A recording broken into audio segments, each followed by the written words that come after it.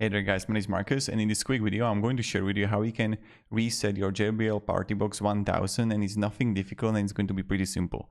So the first thing that you want to do is you just want to have it turned on, and when it's going to be turned on, then you just want to hold the plus button with the play button at the same time for about 10 to 15 seconds, and then your JBL is going to turn off. So turn it on, and then what you want to do is just hold the plus button and the play button at the same time.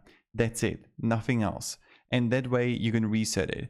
So hope this video gave you value and it helped you regarding the issue. Let's say that you can connect it, you have Bluetooth issues, or you have other things with it, but this is how you're gonna do it. So the plus button and the play button, you just gonna hold it together, and then it's going to reset, but it needs to be turned on.